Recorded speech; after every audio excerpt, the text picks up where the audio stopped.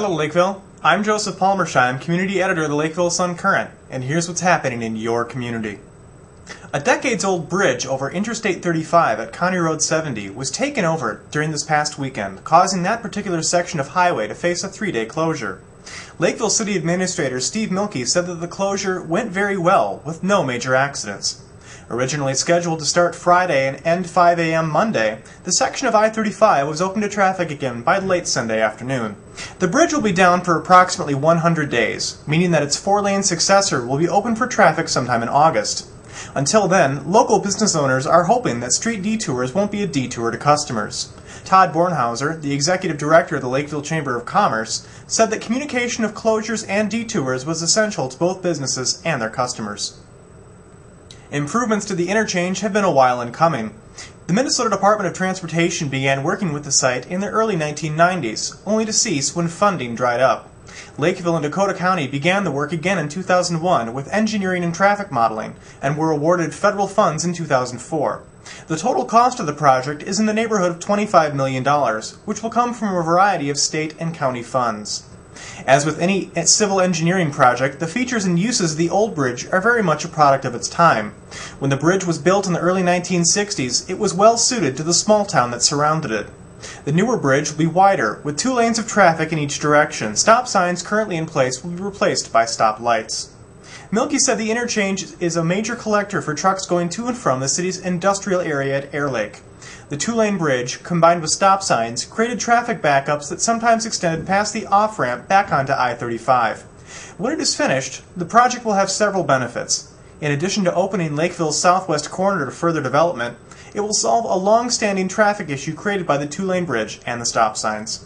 To keep track of the changes and detours connected with this project, go to www.ci.lakeville.mn.us. Dakota County has also created a listserv for email updates on this project.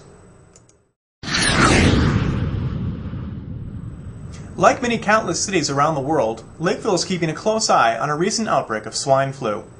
Lakeville Police Administrative Sergeant John Kornman is Lakeville's Emergency Management Director. Kornman said the city is tracking the disease using information from the Minnesota Department of Health and the Center for Disease Control, and augmenting this information with media reports. Implementation of Lakeville's pandemic influenza plan is based on the geographic proximity of where outbreaks are occurring. With the disease still outside Dakota County, Kornman said the city was examining the plan from a continuity of operations standpoint. It requires department supervisors to determine what would be missing in either information or duties performed if certain employees were absent due to disease. The city has done this before, but with an actual disease spreading around the world, they have decided to update this section of the plan. Another part of the plan called for the stockpiling of certain items, like face masks, which are being broken out after a few years in storage, Kornman said. Face masks have been issued to police officers and firefighters. Kornman said, "We don't want to alarm anyone, but if we are exposed to this, it would come in the form of a medical call, and the person might not even know they have it. It's simply a precautionary measure. It's to keep officers safe and to make sure we don't contribute to the passing of this disease. That may raise a few eyebrows, but it is simply a precautionary measure." District 194 Communications Coordinator Linda Swanson said that the district has not received many calls from parents regarding the swine flu outbreak. A statement emailed to parents earlier this week stated that the district was posting information on the flu on its website and directed parents to call the main district office with any questions.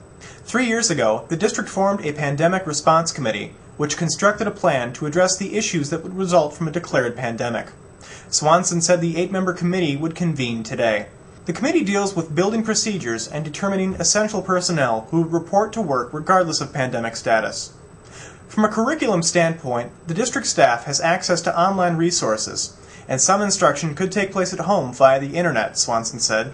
Ultimately, the district will follow the leads of the health departments. As of Friday morning, the Centers for Disease Control confirmed 1 case of swine flu in Minnesota. So far, the disease has 141 reported cases in 19 states. 1 person has died. The CDC also said people can help decrease the likelihood of transmission through frequent hand washing, covering coughs, and having ill persons stay at home except to seek medical care, and to minimize contact with others in the household. Family Health Medical Clinic Lakeville will sponsor the community's 2nd annual Women's Health Expo starting at 9 a.m. tomorrow at the Lakeville Area Arts Center. This free event, open to women of all ages, will feature educational health seminars, prize drawings, refreshments, and the opportunity to shop at more than 20 vendor booths.